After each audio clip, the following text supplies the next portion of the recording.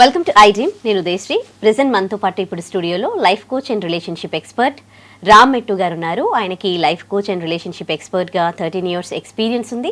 ఎంతోమంది స్టూడెంట్స్కి వాళ్ళ కెరీర్కి సంబంధించి, ఎడ్యుకేషన్కి సంబంధించి గైడెన్స్ ఇచ్చారు. అండ్ రిలేషన్షిప్లో ఏమైనా సమస్యలు వచ్చినా కూడా కౌన్సిలింగ్ ఇస్తూ ఉంటారు. సో ఈ మధ్య కాలంలో కారుణ్య మరణం అని మనం చాలా వింటూ ఉన్నాం. సుప్రీంకోర్టు దీనికి అనుమతించింది. అసలు కారుణ్య మరణం అంటే ఏంటి, ఎలాంటి సందర్భాల్లో ఈ కారుణ్య మరణానికి, మెర్సీ కిల్లింగ్కి సుప్రీంకోర్టు అనుమతిస్తుంది, దీని గురించి తెలుసుకుందాం. హలో అండి. హాయ్ అండి. సో 2-3 కేసెస్లో చూసాం. ఒక లేడీ అండ్ ఢిల్లీలో హరీష్ రాణా, వీళ్ళిద్దరికీ కూడా సుప్రీంకోర్టు కారుణ్య మరణానికి అనుమతించింది అని. అసలు అంటే అందరూ మాట్లాడుకుంటున్నారు ఏంటి కారుణ్య మరణం అంటే, ఎలాంటి సందర్భాల్లో ఈ కారుణ్య మరణానికి సుప్రీంకోర్టు అనుమతించింది అని. ఏంటండి అసలు ఇది కారుణ్య మరణం అనేది? కారుణ్య మరణం అనేది ఏదైతే ఉందో ఇదేంటంటే బేసిక్గా ఎవరన్నా పేషెంట్స్ వాళ్ళకి వచ్చిన డిసీజ్ ఆర్ వాళ్ళు ఏదైనా సఫరింగ్ అవుతున్నారు అనుకోండి, దానికి మెడికల్ క్యూర్ లేనప్పుడు, లేదా ఇంకా ఆ సఫరింగ్కి దెర్ ఈస్ నో ఎండ్, కానీ చాలా painful suffering, they have to go through it every day. అలాంటి సిచ్యువేషన్స్లో ఏంటంటే మనం ఒక పిటిషన్ పెట్టుకోవచ్చు కోర్టుకి.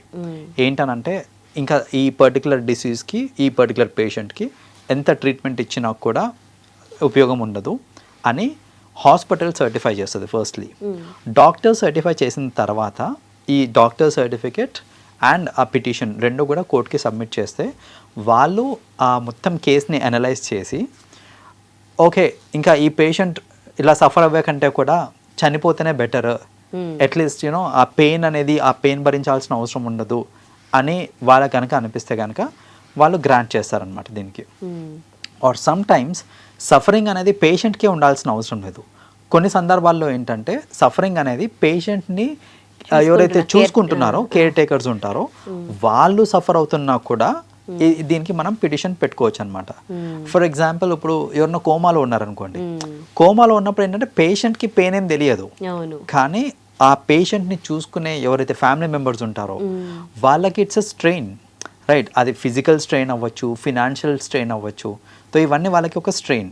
సరే, ఇంత చేసిన తర్వాత కూడా కోమా నుంచి బయటకు వస్తారు, లేకపోతే అట్లాంటిది ఏదన్నా స్కోప్ ఉంది అని అనుకుంటే వాళ్ళ ఎఫర్ట్ పెడుతున్నారు అంటే దానికి ఒక అర్థం ఉంటుంది. బట్ ఎంత చేసినా ఇంకా రారు అని నిర్ధారిస్తే కనుక అప్పుడు మళ్ళీ ఈ కారుణ్య మరణానికి మనము ఇది పిటిషన్ పెట్టుకోవచ్చు అనమాట. సో బేసిక్గా ఏంటంటే suffering can be the patient or people who are taking care. అలాంటి కేసెస్లో ఏంటంటే మళ్ళీ వాళ్ళు అనలైజ్ చేసి then deal come up with it. ఇప్పుడు ఇందాక మీరు చెప్పారు చూడండి, ఢిల్లీలో జరిగిన ఇన్సిడెంట్ ఏదైతే ఉందో, సో ఈ హరీష్ రాణా ఇన్సిడెంట్ కూడా అంతే. ఏంటంటే అతను 15 years బ్యాక్ ఇంజనీరింగ్ కాలేజ్లో ఉన్నప్పుడు కింద పడ్డాడు, బిల్డింగ్ పై నుంచి కింద పడ్డాక కోమాలోకి వెళ్ళిపోయాడు ఆ అబ్బాయి. కోమాలోకి వెళ్ళిపోయిన తర్వాత ఇన్ని ఇయర్స్ ట్రీట్మెంట్, ఇన్ని ఇయర్స్ కోమాలోనే ఉన్నాడు. ఇంత ట్రీట్మెంట్ ఇచ్చినప్పటికి కూడా ఇంకా finally there is no use అనుకున్నప్పుడు వాళ్ళు పిటిషన్ పెట్టారు. కోర్టు కూడా అంత ఈజీగా పిటిషన్ పెట్టినట్టే వాళ్ళు ఒప్పుకోలేదు. వాళ్ళు కూడా ఏంటంటే ఒక 2 years అనలైజ్ చేసి వచ్చే స్కోప్ ఉందా, కోమా నుంచి బయటకు వచ్చే స్కోప్ ఉందా లేదా అని ప్రాపర్గా అనలైజ్ చేసి ఇంకా రారు అని నిర్ధారించి ఏంటంటే ఆబ్వియస్లీ వాళ్ళు ఇంకా గ్రాంట్ చేశారన్నమాట, పర్మిషన్ గ్రాంట్ చేశారు వాళ్ళు. సో బేసిక్గా ఇది చాలా రేర్, ఇక్కడ మన ఇండియాలో చెప్పాలంటే చాలా రేర్ ఫినామినా ఇది. బట్ జనరల్గా మన దగ్గర ఏంటంటే ఇంకా కష్టమో నష్టమో చూసుకుందాం మనమే అన్నట్టు చూసుకుంటాం, తీయలేము, చూస్తూ అలా ఎలా తీస్తాము అనే ఒక దీంతో మోస్ట్ ఆఫ్ ది టైమ్స్ ఏంటంటే మనము ఇచ్చేస్తూ ఉంటాం. మనము like we give our effort, we give our best. So but generally ఏంటంటే కొన్నిసార్లు అంటే మన సెంటిమెంట్స్ పక్కన పెట్టేస్తే వాళ్ళంత పెయిన్ భరించుకుంటూ వాళ్ళంత సఫర్ అవుతూ, ఎస్పెషల్లీ పేషెంట్స్ అంత సఫర్ అవుతున్నారు ఆన్ అ డైలీ బేసిస్ అని అన్నప్పుడు ఇలాంటి మనం కోరడంలో తప్పేం లేదండి. Right. Thank you for the information. Yeah, welcome అండి. And for more videos, please subscribe to iDream. Please subscribe to iDream. Please subscribe iDream. And please subscribe to iDream. For more videos, subscribe to iDream. please like, share and subscribe to the channel. Congratulations, iDream. Subscribe to iDream. Subscribe to iDream. So subscribe to iDream Media. iDream ki iDream team andarki huge congratulations. Please subscribe iDream Media. Please subscribe to iDream. Subscribe iDream. Please subscribe to iDream.